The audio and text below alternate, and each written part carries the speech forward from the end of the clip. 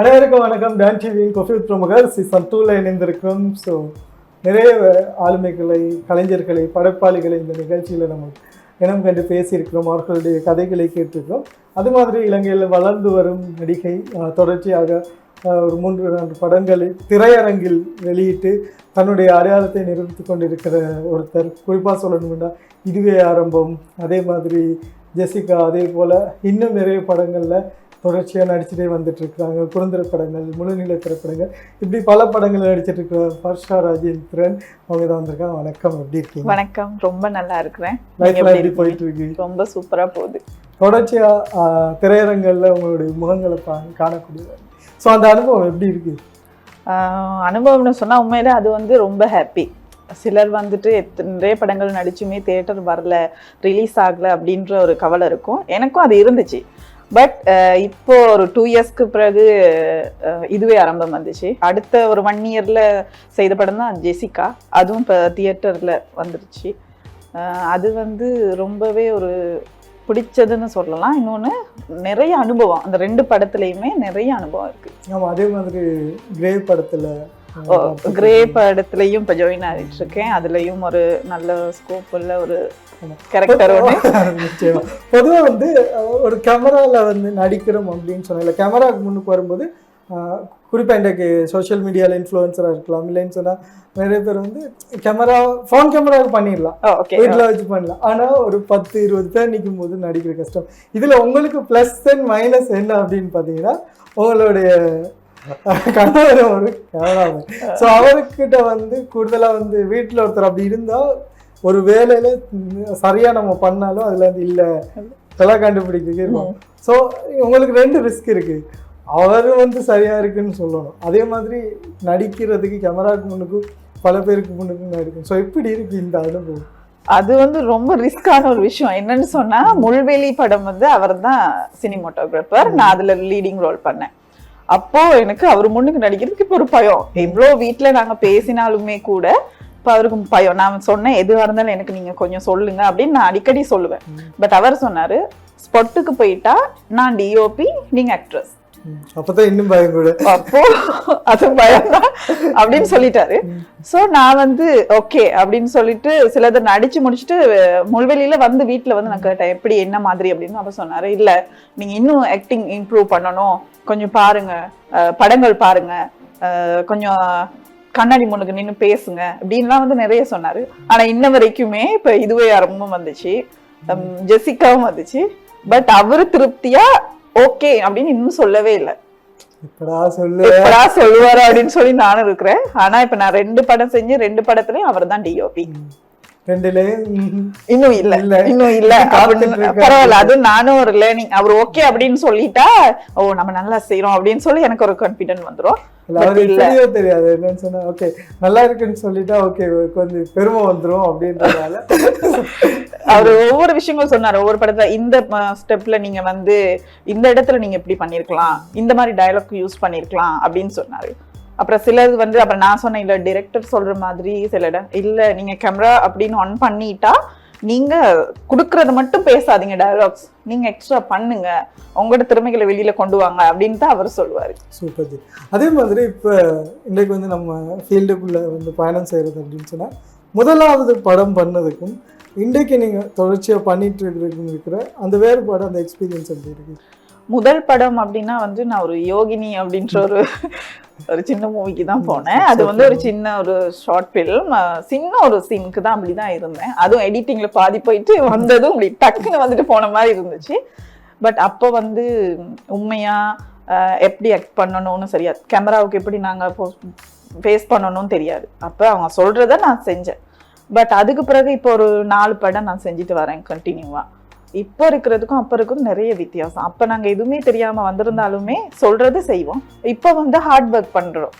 ஏன்னா இல்லை இந்த கேரக்டர் கொடுத்துருக்காங்கன்னா கேமராவுக்கு முன்னுக்கு நாங்கள் இப்படி இருக்கணும், கொஞ்சம் உள் வாங்கணும் கேரக்டரை அப்படின்றது இருக்கும். ஆனால் அதுக்கும் இதுக்கும் ரொம்ப வித்தியாசம். நான் நிறைய இன்னுமே லேர்ன் பண்ணிக்கிட்டு தான் இருக்கிறேன் அப்படின்னு தான் சொல்லலாம். ஆமாம், ஆனால் நம்ம ஆரம்பத்தில் பேசின மாதிரி என்னன்னா, ஒரு கலைஞனுக்கு வந்து ரொம்ப பெரிய ஒரு வெற்றி அப்படின்னு சொன்னால் காசோ அதோ எல்லாம் அப்புறம், ஆனால் அந்த கைதட்டல் முதலாவது, அது திரையில் வர கைதட்டல். ஸோ உங்களோட ஃபர்ஸ்ட் படம் ரிலீஸ் ஆகிடுச்சு, ஸோ அந்த அனுபவம் நிறைய பேர் பாராட்டி இருப்பாங்க அந்த படத்தில் இதன்னதுக்கு. அதே மாதிரி அந்த அதில் நடித்த நீங்கள் கேரக்டர் குறிப்பாக வந்து முக்கியமாக லீட் ரோல் எடுத்து பண்ணியிருந்தீங்க.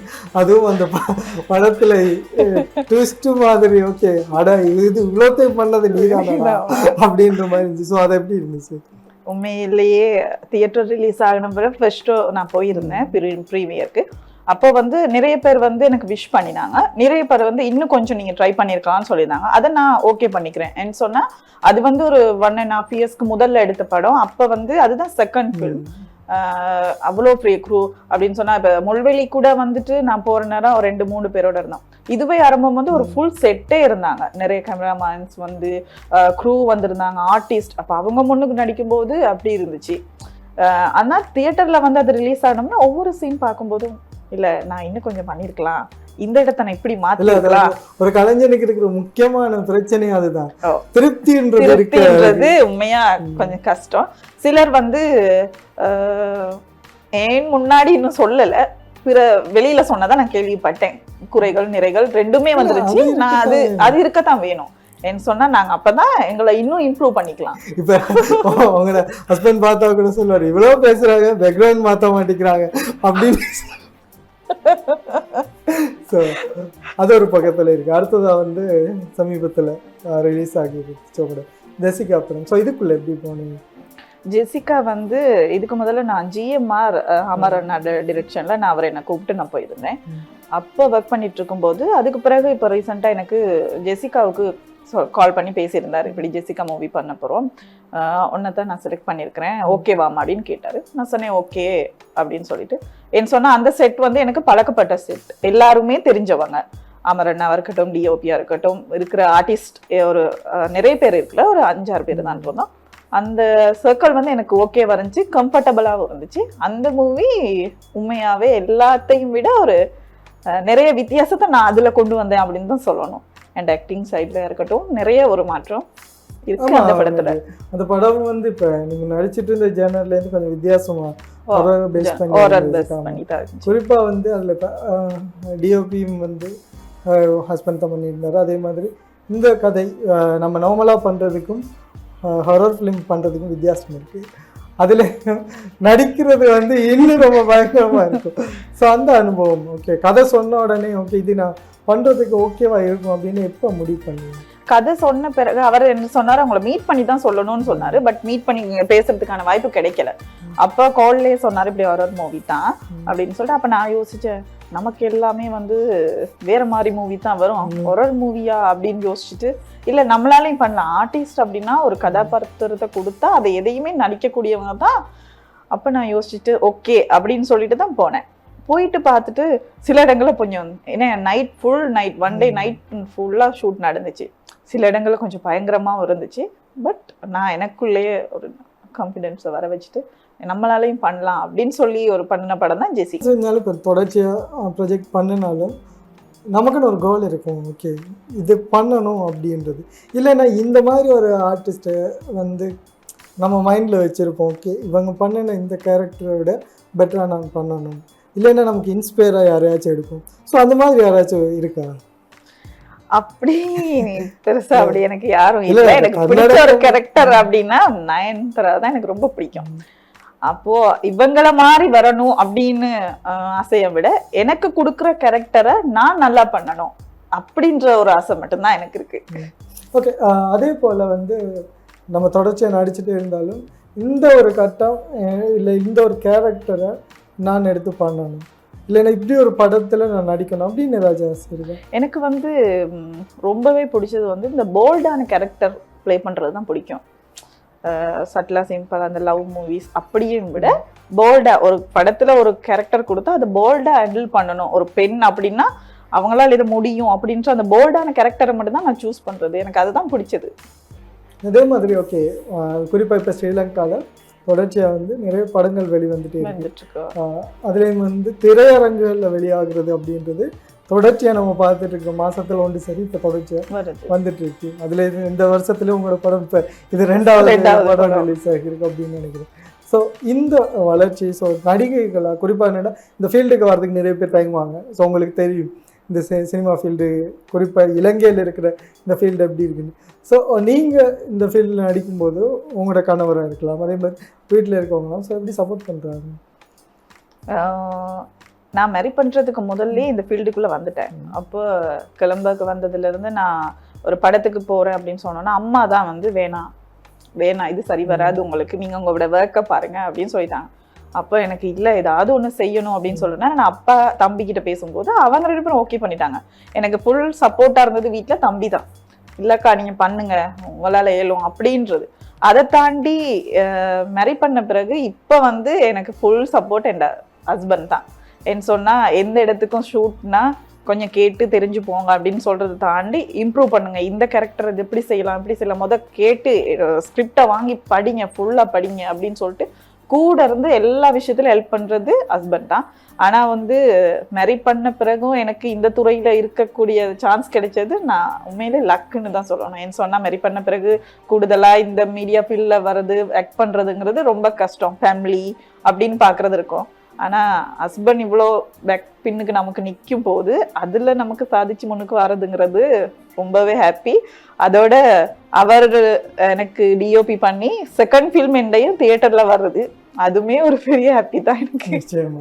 அதே மாதிரி ஓகே, இப்போ நம்ம பயணம் செஞ்சுட்டு இருக்கோம். ஆரம்பத்தில் 2-3 படங்கள் வந்துடுச்சு. தொடர்ச்சியாக வந்து இந்த துறையில் வந்து நம்ம பயணம் செய்யும் போது இன்னும் நிறைய ஸ்ட்ரகிள்ஸ் வரும். இப்போ வேலை வேறு தான், ஆனால் டைமிங் பிரச்சனையும் இருக்குது.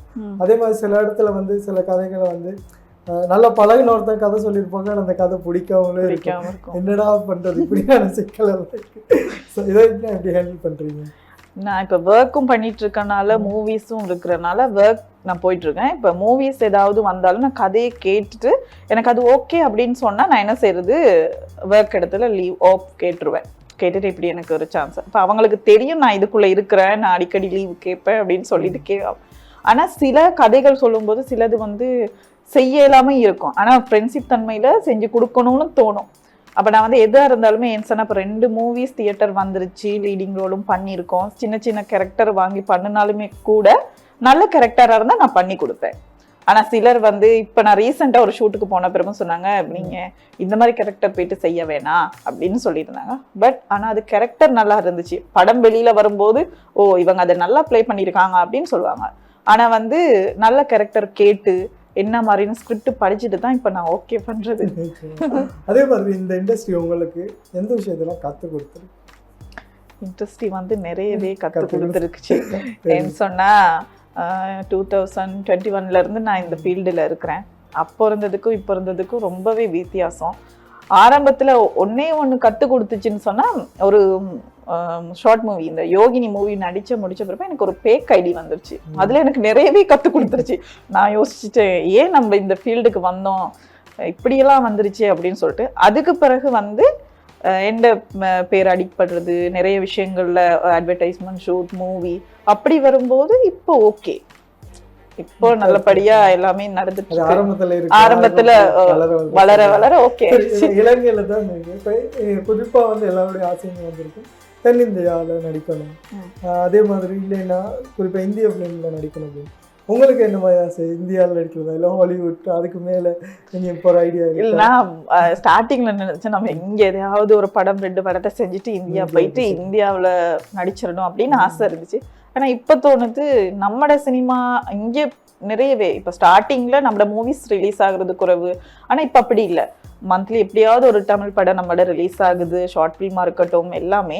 அப்போ எனக்கு என்ன ஆசை அப்படின்னு சொன்னால் ஸ்ரீலங்காவிலேயே நம்மட மூவிலே நடிச்சு அதில் எனக்கு ஒரு இந்த கேரக்டர் பண்ணினா பிரஷா ஓகே அப்படின்ற அளவுக்கு எனக்கு வரணும். இந்தியாவையும் தவிர எங்கட நாட்டில் செய்கிறது தான் எனக்கு பிடிச்சிருக்கு. சரி, இப்போ குறிப்பாக நீங்கள் வந்து ஒரு ஆர்ஜியாவை இருந்தீங்க, உங்களோட வாய்ஸ் டப்பிங் எல்லாம் பண்ணீங்க சரியா?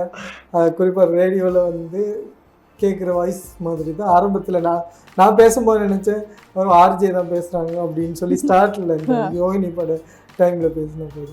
பிறகு தான் தெரியும் இல்லை அவங்க அந்த ஃபீல்டை சூஸ் பண்ணல, பட் அந்த குரல் எல்லாம் அப்படி தாங்க டப்பிங்கில் வந்து நான் பார்த்துருந்தேன். இப்போ சினிமாவில் நீங்கள் கஷ்டமான பகுதி அப்படின்னு நீங்கள் இதுவரைக்கும் செஞ்ச இந்த படங்களில் இருக்கலாம், இல்லைன்னு சொன்னால் செஞ்சிட்ருக்கிற படங்கள் எது கஷ்டம்னு நினைக்கிறீங்க? படங்கள்ல நடிக்கிறது தான் கஷ்டம். நடிக்கிறது நடிக்கிறது தான் கஷ்டம். ஏன்னு சொன்னா இப்ப நாங்க நினைச்சிரும் இது சிம்பிள் இவ்வளவுதான் அப்படின்னு சொல்லி ஸ்கிரிப்ட படிச்சோன்னா போயிட்டு செஞ்சுட்டு வந்துடலாம் அப்படின்னு நினைக்கிறோம். ஆனா இல்ல, அதுக்கு நாங்க ஹார்ட் ஒர்க் பண்ணணும். சொன்னா ஒரு கேரக்டரை உள்வாங்கி நடிக்கணும் கண்டிப்பா. இப்ப எனக்கு இதுவே ஆரம்பத்துல வந்து டைரக்டர் சொன்ன ஒரு விஷயம், நீங்க ஒரு நர்ஸ் கேரக்டர் தான் நான் செஞ்சிருந்தேன், சிம்பிளா காமான ஒரு நர்ஸா நடிங்க அப்படின்னு சொல்லியிருந்தாரு. நான் உண்மையில நான் அப்படிதான் இருப்பேன், அதனால எனக்கு அது ஓகே ஆயிடுச்சு. ஆனா வந்து இது கஷ்டம், எங்களோட நடிக்கிற திறமை வந்து எங்களுக்கு கஷ்டம். அதுக்கு ஹார்ட் ஒர்க் பண்ணி எங்களுக்கு ஸ்கில் இம்ப்ரூவ் பண்ணிக்கணும். இதுல கேமரா முன்னுக்கு நடிச்சு அந்த கேரக்டரை உள்வாங்கிறது அதுதான் எனக்கு பெரிய கஷ்டம். ஆனா அது செய்யலாம், ட்ரை பண்ண. ஆக்டராக இருந்துட்டு இப்போ நீங்கள் வந்து எல்லா கேரக்டரும் பண்ணுறீங்க. ஸோ நான் ஹீரோயினியாக தான் பண்ணுவோம் அப்படின்றதெல்லாம் இல்லை, எல்லாமே பண்ணி. ஆனால் இந்த இண்டஸ்ட்ரியை பொறுத்த வரைக்கும் நட்பு அப்படின்றது நிலையாக இருக்காது, சரியா? ஸோ அது சாத்தியமே இல்லை. அது குறிப்பாக வந்து சினிமா துறைக்குள்ள நடிகைகள் அப்படின்னு வரும்போது அது வாய்ப்பே இல்லை. ஸோ உங்களுக்கு அந்த மாதிரி அனுபவம் இருக்கா? அது பேரெல்லாம் இல்லை, ஒரு யதார்த்தமாக இல்லை. அப்படி இருந்துச்சு. என் ஃப்ரெண்ட்ஸ் அப்படின்னு ஒரு சர்க்கிள் இருக்காங்க. இப்போ நான் நடிக்க வந்த பிறகு வந்து சிலரும் என்கிட்ட தெரிஞ்ச ஃப்ரெண்ட்ஸுமே பிறகு நடிக்க வந்திருந்தாங்க. இப்போ எனக்கு சில ஒரு வாய்ப்புகள் வந்தா அப்போ நான் ஓகே பண்ணிட்டு எல்லாமே சொல்லிட்டு ஓகே அப்படின்னு சொன்னா ஒரு 2 days 3 daysல கால் பண்ணி இல்லைம்மா இந்த ஷூட்டுக்கு இன்னொருத்தரை எடுத்துட்டோம் அப்படின்னு சொல்லுவாங்க. அப்போ நான் ஓகே அப்படின்னு பார்த்தா அது என் ஃப்ரெண்டாக தான் இருக்கும். எனக்கு அப்படி இருந்துச்சு. என் ஃப்ரெண்ட் என்ன சொன்னா பேமெண்ட் இஷ்யூவா இருக்கலாம், சம்டைம் அந்த மாதிரி ஏதாவது இருக்கலாம். அந்த மாதிரி ஃப்ரெண்ட்ஷிப்பும் இருக்கிறாங்க, பட் சப்போர்ட் பண்ற ஃப்ரெண்ட்ஸும் இருக்கிறாங்க எனக்கு. அதே போல வந்து இப்போ சக கலைஞர்கள் ஏண்டா நீங்கள் ஃபீல்டில் நம்ம தமிழ் பொதுவாக சொல்லணும்னா கொழும்பை அனுப்பிச்ச நிறைய படப்பிடிப்புகளில் அதே மாதிரி நடிகர்களை சந்திக்கிறீங்க. ஸோ நம்ம கலைஞர்களுடைய ஆர்வம், அதே மாதிரி இந்த ஃபீல்டில் அவங்க வச்சிருக்கிற இந்த ஆர்வம்லாம் எப்படி? அவங்களோட ஆர்வம் இப்போ வந்து ஓகே. நான் தான் சொல்றேன், ஸ்டார்டிங்ல வந்து சரி படம் எடுப்போம் அப்படின்னு எடுக்கிறவங்க தான் இருந்தாங்க. ஆனா இப்போ வந்தா படத்தை எடுக்கணும், கண்டிப்பா இதை தியேட்டர் ரிலீஸ் பண்ணணும், இல்லை யூடியூப்ல அது கொண்டு வரணும் அப்படின்னு சொல்லி நிறைய பேர் ஆக்டிவ்லேயே இருக்கிறாங்க. இப்போ நான் ரீசெண்டாவே 2-3 திரைப்படங்கள் கொழும்புல செய்யறாங்க. நான் அதுக்கும் ஒரு ஷூட்டுக்கு போயிட்டு வந்தேன். ஏன்னு சொன்னா இந்திய சினிமாவை மாதிரி எங்கட நாட்டிலையும் சினிமாவை எப்படியாவது கொண்டு வரணும். இப்போ நாங்கள் சகோதர மொழியை எடுத்துக்கொண்டா பார்த்தீங்கன்னு சொன்னா அது ரொம்பவே ஒரு நல்ல இடத்துல இருக்கு. அதே மாதிரி எங்கட சினிமாவையும் எப்படியாவது அந்த இடத்துக்கு கொண்டு வந்துடணும் அப்படின்னு சொல்லி நிறைய பேர் ட்ரை பண்ணிட்டு தான் இருக்கிறாங்க. அதே மாதிரி இப்போ உங்களுக்கு மொழின்றது ஒரு பிரச்சனை கிடையாது. ஸோ இப்போ தமிழ் படங்கள் பண்ணிட்டு இருக்கு, அது வந்து சிங்கள படங்கள் எதுவும் பண்ற ஐடியாக்கள் இருக்கா? வாய்ப்புகள் எதுவும் வந்திருக்கா? சிங்களத்துல வந்து நான் ஆரம்பத்துல இந்த இப்படி அட்வர்டைஸ்மெண்ட் அப்படி போகிற இடத்துல ஒரு சிங்கள டெலிட்ராமாவுக்கு ஒரு ஜட்ஜ் கேரக்டருக்கு என்ன கேட்டிருந்தாங்க. நான் அது போய் செஞ்சிருந்தேன். அப்போ எனக்கு சிங்களம் கொஞ்சம் பேசுறதுக்கு தடுமாற்றமா இருந்துச்சு. ஆனா அந்த இடத்துல எனக்கு ஓகே ஆயிடுச்சு. அது நான் சிங்களத்துல பண்ணேன். அதுக்கு பிறகு நான் சிங்கள மூவிஸ்க்கு எதுவுமே எனக்கு வரல, தமிழ்ல தான் செஞ்சுட்டு இருக்கேன். அடுத்தது வந்து இந்த சினிமாவில் ஆடிஷன் அப்படின்ற ஒரு விஷயம் உங்களுக்கு தெரிஞ்சிருக்கும். இப்போ சமீபத்தில் நடந்த நிறைய இந்திய படங்கள் வந்து இலங்கையில் கூட ஷூட் பண்ணியிருந்தாங்க, அதில் வந்து நிறைய பேர் கலந்து கொண்டிருந்தாங்க. அதே மாதிரி நாங்கள் எடுக்கிற படத்துலேயும் ஆடிஷன் அப்படின்ற விஷயம் வந்து பொதுவாக வந்து குறைவு அப்படின்ற விஷயம். தெரிஞ்ச முகங்கள் நடிக்குது, இல்லை தெரிஞ்சவங்களுக்காக பண்ணுறோம் அப்படின்னு. ஏன் வந்து உங்களோட பார்வையில் சும்மா ஒரு ஃப்ரெண்ட்லியாக கேட்குறது, அது ஏன் வந்து அதுக்கான முக்கியத்துவம் இல்லை அப்படின்ற மாதிரியான ஒரு விஷயம் இருக்குது, அதை பற்றி நீங்கள் எதை நினைக்கிறீங்க? அப்படின்னா இப்போ ஆடிஷன் வச்சு நாங்கள் எடுக்கிறது நல்லது. ஏன்னு சொன்னால் இப்போ நிறைய பேர் சான்ஸ்க்காக வெயிட் பண்ணுறவங்க இருக்கிறாங்க. இப்போ தெரிஞ்ச முகங்களே தான் எல்லாரும் எடுக்கும் போதும் இன்னுமே எதிர்பார்த்துட்டு இருக்க மீடியாக்குள்ளே வரணும், படம் நடிக்கணும் அப்படின்னு சொல்கிறவங்களுக்குமே ஆடிஷன் வச்சு எடுக்கிறது நல்லதுன்னு நான் நினைக்கிறேன். ஏன்னு சொன்னால் சிலர் வந்து ஆடிஷன் வச்சு எடுக்க மாட்டாங்க. அவங்க யோசிச்சிருவாங்க, ஓ இவங்களை எடுத்துடலாம், இந்த கேரக்டருக்கு அவங்க ஓகே அப்படின்னு யோசிச்சிடலாம். சிலது வந்து பேக்ரவுண்டுக்கோ அப்படிதான் ஆர்டிஸ்ட் கேட்பாங்க, நியூ பேசஸ் தாங்க அப்படின்னு சொல்லி. ஆனால் ஆடிஷன் வச்சு எடுத்தா நிறைய பேருக்கு வாய்ப்பு கிடைக்கும். ஓகே. அதே போல் லாஸ்ட்டுக்கு முன்னுக்கு சில கேள்விகள். என்னதான் நம்ம திரையில் படத்தை ரிலீஸ் பண்ணாலும் நிறைய பேர் பார்த்தாலும், ஆனால் இந்த படத்தை ரிலீஸ் பண்ணுற ப்ரொடியூசருக்கோ இல்லைன்னு சொன்னால் ஒரு சிலர் மட்டுமே வந்து நம்ம தெரிஞ்ச நண்பர்களோ அவங்க மட்டுமே பார்க்குறாங்க படத்தை. இலங்கை கலைஞர்கள் அப்படின்னு வரும்போது குறிப்பாக இலங்கையில் இருக்கிற அங்கீகாரம் மட்டும் நிச்சயம் குறைவு அப்படின்ற ஒரு விஷயம் இருக்குது. ஸோ ஒரு நடிகையாக இல்லைன்னு சொன்னால் இந்த இண்டஸ்ட்ரியில் பயணிச்சு கேட்டால் நடிகைன்றதை தாண்டி அவங்க வீட்லேயும் ஒருத்தர் இருக்கார் சினிமா துறையில். இப்போ குறிப்பாக சொல்லணும்னா படம் இல்லை அப்படின்னு சொன்னால் அடுத்த அது வந்து ப்ரொடக்ஷன் ஏதாச்சும் வேலை தான் பண்ண வேண்டிய சூழ்நிலை. ஸோ இப்போ நீங்கள் வீட்டில் கூட பேசிக்கலாம். அதே மாதிரி நண்பர்களோட பேசும்போது கலைஞர்களுக்கான அங்கீகாரம் ஏன் சரியாக வந்து சேரலாம் அப்படின்ற ஏதாச்சும் தோணியிருக்கா? எனக்கு அப்படி தோணி இருக்குது. பட் நாங்கள் வீட்டில் இருக்கும்போதும் அப்படி பேசியிருக்கிறோம். என்னன்னு சொன்னால் கலைஞர்களுக்கு அங்கீகாரம்னு சொன்னால் நிறைய பேருக்கு இப்போ இந்த வாய்ப்பு இல்லைன்னு சொல்கிறேன் தானே. இந்த வாய்ப்புகள் கிடைச்சா ஒவ்வொருத்தவங்க அவங்கவுங்க அங்கீகாரத்துக்கு அவங்க என்னென்ன செய்யணும், படம் ப்ரொடக்ஷனில் ஒர்க் பண்ணணுமா, எதுக்காவது ஒரு துறையை செலக்ட் பண்ணிடுவாங்க. சிலர் வந்து எப்படியாவது இதுக்குள்ளே யாருக்கூடையாவது பேசி இந்த துறையில் வரணும்னு நினைக்கிறாங்க. வந்த பிறப்பு நிறைய பேர் இப்போ கேமரா அசிஸ்டண்டாக ஒர்க் பண்ணிடுறாங்க, ஆக்டிங் சைட் வருவாங்க. வந்துட்டு இல்லை இது கிடைக்கல, சான்ஸ் கிடைக்கல அப்படின்னு சொல்லிட்டு கேமரா பக்கம் போயிடுவாங்க, அசிஸ்டண்டாக போயிடுவாங்க, ப்ரொடக்ஷன் பார்ப்பாங்க. இந்த மாதிரி இருக்கு. இப்போ என் ஹஸ்பண்ட் கூட அவர் வந்து நடிக்கணும் அப்படின்னு சொல்லித்தான் வீடியோ எல்லாம் வருது சோசியல் மீடியால பார்த்துட்டு இருக்கோம். எங்களே கூட கலாய்ச்சிருந்தோம் பார்த்துருந்தோம். அப்போ அதாவது அவரை பற்றி தெரியும். ஒரு படத்துல ஃபர்ஸ்ட் லுக் கூட ரிலீஸ் பண்ணிருக்காங்க. அதுலயும் அவர் ஒரு ரோல் ப்ளே பண்றாரு. ஏன் சொன்னா இதுக்கு முதல்ல அவர் மூவிகளுக்கு ட்ரை பண்ணினாரு. அதுக்கு பிறகு அவருக்கு பிடிச்சது கேமரா ஒர்க், சினிமோட்டோகிராஃபியா இருக்கணும்ன்றது ஒரு ஆசையா இருந்துச்சு. பட் அதையும் தானே நான் சொன்னேன், இல்லை உங்களோட ஒரு ஆசைக்காக தானே வந்தீங்க நடிக்கிறதுக்காக, பட் ட்ரை பண்ணுங்க அப்படின்னு சொன்னா அவர் அந்த மூவில த ஆர்டிஸ்ட் மூவில ஒரு கேரக்டர் ப்ளே பண்ணியிருக்கிறாரு. ஓகே. அதே மாதிரி லேடிஸ் வந்து இதில் வந்து ட்ராவல் பண்ணி போகணும் அப்படின்னா என்ன மாதிரி விஷயத்தை ஃபேஸ் பண்ணணும்? இல்லைன்னு சொன்னால் அவங்களுக்கு சேஃபாக எந்த ஃபீல்டை சூஸ் பண்ணலாம் இந்த இண்டஸ்ட்ரி? இல்லை, இந்த ஃபீல்டு ஓகே தான் கேர்ள்ஸுக்கு. மோஸ்ட்லி இப்போ நாங்களும் வந்திருக்கிறோம். ஆனால் நாங்கள் இருக்கிறத பொறுத்து தான் இந்த ஃபீல்டு எங்களுக்கு ஓகேயா இல்லையான்றதை முடிவு பண்ணுறது. ஏன்னு சொன்னால் இந்த இதில் வந்து சாதிக்கலாம். அவங்க ஹார்ட் ஒர்க் பண்ணணும், கண்டிப்பாக ஹார்ட் ஒர்க் பண்ணணும். அவங்களோட ஸ்கில் இம்ப்ரூவ் பண்ணினா இந்த துறையில் அவங்களுக்கு நிறையவே சாதிக்கலாம். ஆனால் வந்து நாங்கள் எந்த இடத்துக்கு போகிறோம், எந்த ஷூட்டில் இருக்கிறோம், நாங்கள் எப்படி இருக்கணுன்றதுல தான் எல்லாமே இருக்குது. அதுதான் ஃபர்ஸ்ட். சரி, நிகழ்ச்சி நிறைவு செய்யறதுக்கு எசிகா படம் எப்படி வந்திருக்கு, நீங்கள் பார்த்துருக்கீங்க, எப்படின்னு டப்பிங்கில் சரி பார்த்துருக்கீங்க. ஸோ உங்களோட எக்ஸ்பீரியன்ஸ்? ஜெசிகா படம் உண்மையிலே நல்லா வந்திருக்கு. நான் எப்படி சொல்றது, சொன்ன நிறைய பேர் இன்னும் பார்க்க இருக்கிறாங்க. அதனால இப்படித்தான் படம் அப்படின்னு சொல்லவில்லை. எந்த பாயிண்ட் ஆஃப் வியூல அது நல்லா இருக்கு. பட் பாக்குற வியூவர்ஸ் மற்றவங்க சொல்றதுல தான் இருக்குது இதுக்கு பிறகு படம். ஆனா ஒரு 45 மினிட்ஸ் படம் தான். உண்மையா நல்லா இருக்கு. எந்த கேரக்டர் நான் நல்லா கொடுத்துருக்கேன்னு நான் நம்புறேன். பார்ப்போம். அதே மாதிரி தியேட்டர்ல வந்து நிறைய பேர் பார்ப்பாங்க அப்படின்னு நாங்கள் நம்புறோம். ஸோ ஃபைனலாக வந்து இந்த இண்டஸ்ட்ரியில் தொடர்ந்து நீங்கள் பயணம் செய்யணும், நிறைய படங்கள் பண்ணணும் அப்படின்றதுக்கு நாங்களும் வாழ்த்துக்களை சொல்லிக்கொள்கிறோம். தொடர்ந்து முயற்சி செய்யுங்க, இன்னும் பல புதிய கதைகளை எடுத்து பண்ணுங்க. ஆனால் என்ன தான் செஞ்சாலும் இல்லை, நான் எனக்கு முக்கியமாக இருந்தால் மட்டும்தான் இந்த கேரக்டர் பண்ணுவேன்னு அப்படின்னு இருக்கிறீங்கன்னா, இல்லைன்னா ஓகே, நான் நல்ல கேரக்டராக இருந்தால் ஒரு நிமிஷமாக இருந்தாலும் சரி, 10 நிமிஷமாக இருந்தாலும் சரி, படம் முழுக்க என்ன இருந்தாலும் சரி பண்ணுவேன். அப்படி எதுவும் நல்ல கேரக்டராக இருந்தால் நான் சூஸ் பண்ணி உண்மையாகவே நடிப்பேன்.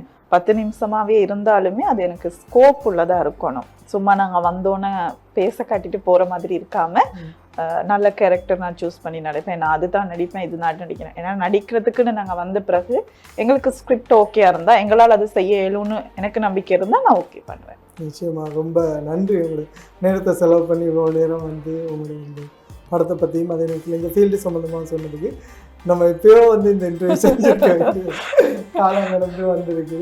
ரொம்ப நன்றி வர்ஷா. டான் டிவிக்கும் ரொம்ப நன்றி. ரிஸ்வான் உங்களுக்கு ரொம்ப தேங்க்ஸ். இன்றைய நிகழ்ச்சியில் எம்மோடு இணைந்திருந்தார் இலங்கை நடிகை ஃபர்ஷா அவர்கள். அதே மாதிரி இந்த ஒளிப்பதில் ஈடுபட்டிருந்த அதர்ஷன் திவாகருக்கு நன்றி கூறி விடைபெறும். ரிஸ்வான், நன்றி, வணக்கம். வணக்கம்.